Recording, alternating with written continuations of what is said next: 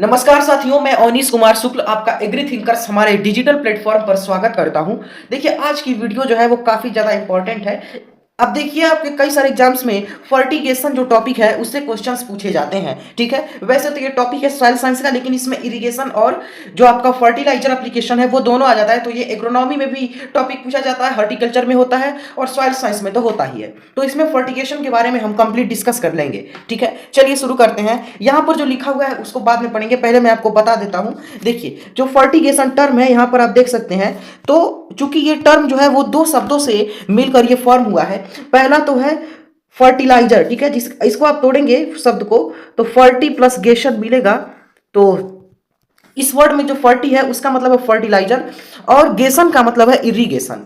तो यहां पर क्या किया जाता है कि जो इरिगेशन वाटर है, सिंचाई जल है, उसी में हम फर्टिलाइजर को मिला देते हैं। ठीक है, उसके बाद से हम इरिगेशन यानी सिंचाई कर देते हैं। तो उससे जो हमारा ये फर्टिलाइजर है वो इरिगेशन के साथ ही मिल जाता है, दोनों काम साथ ही हो जाता है। तो वही प्रोसेस यहाँ पर फर्टिगेशन कहलाती है। ठीक है, यहाँ पर जैसे लिखा हुआ है, सिंचाई पानी के साथ में उर्वरकों का अनुप्रयोग फर्टिगेशन कहलाता है। ठीक है, वही जो इरिगेशन वाटर है या सिंचाई जल है उसके साथ फर्टिलाइजर या जो आपके उर्वरक है उनका एप्लीकेशन या जो अनुप्रयोग है वो फर्टिगेशन कहलाता है। इसको आप इंग्लिश में बोल सकते हैं, the application of fertilisers with irrigation water that is called fertigation.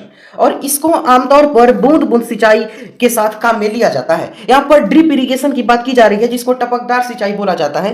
तो उसी में ये फर्टिगेशन प्रोसेस काम में ली जाती है। उसके जो पानी होता है ड्रिप इरिगेशन का, उसमें हम जो फर्टिलाइजर है उसको हम मिक्स कर देते हैं। तो ये प्रोसेस जो है वो हो जाती है। ठीक है, फिर यहाँ पर देखिए फर्टिगेशन में क्या लिखा हुआ है, फर्टिगेशन उर्वरकों, मृदा सुधारकों एवं अन्य पानी में घुलनशील उत्पादों का सिंचाई प्रणाली के माध्यम से अनुप्रयोग है। क्या है फर्टिलाइजेशन? जो आपके फर्टिगेशन उर्वरक है या आपके फर्टिगेशन फर्टिलाइजर्स हैं, मृदा सुधारक हैं जिसको आप सॉइल अमेंडमेंट्स बोलते हैं, या घुलनशील उत्पाद जो सॉल्युबल प्रोडक्ट्स हैं, उनका इरिगेशन सिंचाई प्रणाली यानी इरिगेशन सिस्टम के माध्यम से जो अनुप्रयोग है या एप्लीकेशन है वो फर्टिगेशन कहलाता है।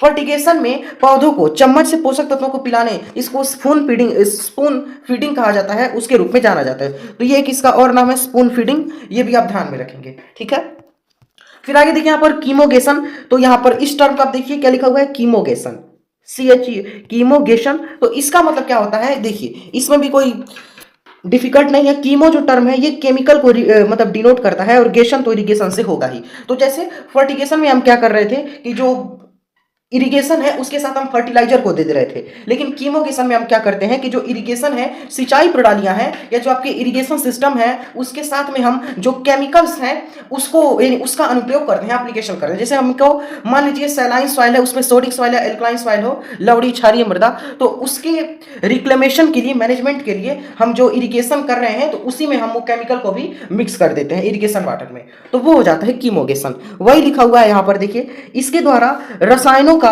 अनुप्रयोग सिंचाई प्रणालियों के द्वारा किया जाता है। ठीक है, ये आपको ध्यान रखना है। The chemicals are used with जो है आप यहाँ पर इरिगेशन एप्लीकेशन सिस्टम, तो वही यहाँ पर हो जाएगा कीमोगेशन। फिर फर्टिगेशन के कुछ एडवांटेजेस हैं या कुछ मेरिट्स हैं, तो उन लाभों को यहाँ पर हम देख लेते हैं। पहला देखिए क्या हो जाएगा कि पौधों की जड़ तंत्र को नुकसान पहुंचाए बिना उर्वरक अनुप्रयोग की सुरक्षित विधि है।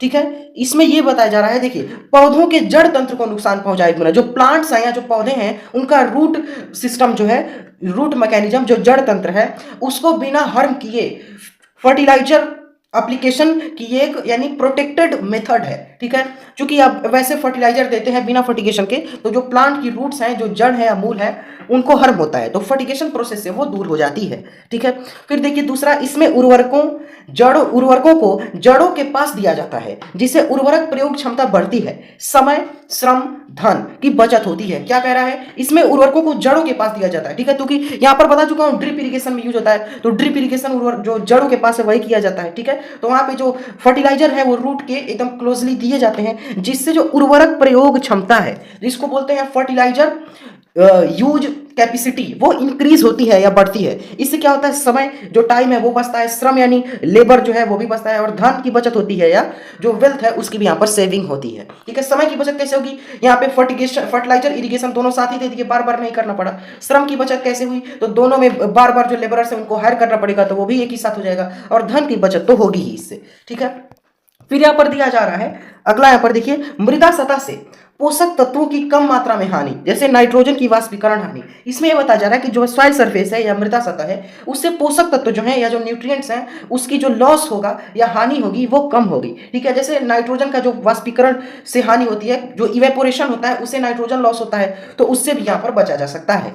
फिर फर्टिगेशन में उर्वरकों का प्रयोग, ठीक है, uses of fertilisers in fertigation. इसमें देखिए किन किन उर्वरकों को आप जो है अच्छे तरह से यहाँ पे यूज कर सकते हैं। फर्टिगेशन में सबसे पहले आप नाइट्रोजन जो है उसको यूज कर सकते हैं। एनपीके कैसे, नाइट्रोजन के लिए यूरिया आप सबसे अच्छी यहाँ पर फर्टिलाइजर मानी जाती है। एनपीके का रेशियो रखेंगे 19:19 रेशियो, मतलब रेशियो 19, ठीक है। 12:61 रेशियो 0 और 0:0:51, इन रेशियो में आप एनपीके को यूज कर सकते हैं। फिर है पोटास सल्फर व सूक्ष्म पोषक तत्व, जो आपके मैक्रो न्यूट्रिएंट्स हैं उनका प्रयोग मुख्यतया किया जाता है, मेनली उसको हम यूज करते हैं। फर्टिगेशन में फास्फोरस युक्त उर्वरक, कौन कौन से फास्फोरस युक्त उर्वरक, देखिए डीएपी है आपका जिसको डाई अमोनियम सल्फेट बोलते हैं, यहाँ पर आपका सुपर फास्फेट है, इसमें सिंगल सुपर फास्फेट दिया है एसएसपी, तो ये आपके फास्फोरस युक्त होते हैं। जैसे डीएपी है आपका, ठीक है, तो इसमें दो वेरिएंट में आता है डीएपी। एक में तो आपका नाइट्रोजन 18% होता है और फास्फोरस 46% होता है। फिर एक दूसरा वेरिएंट होता है जिसमें 16% नाइट्रोजन और 48% फास्फोरस होता है। तो इन दोनों वेरिएंट में डीएपी पाया जाता है। फिर आपका सुपर फास्फेट यहाँ पर 3 टाइप का होता है, जैसे आपका पहला है सिंगल सुपर फास्फेट जो यहाँ पर दिया है, उसके अलावा डबल सुपर फास्फेट होता है और ट्रिपल सुपर फास्फेट होता है। ठीक है, तो सिंगल सुपर फास्फेट में 16% नाइट्रोजन होता है, डबल में 32 होता है और ट्रिपल सुपर फास्फेट में 48% नाइट्रोजन होता है, तो उसको यहाँ पर यूज करते हैं।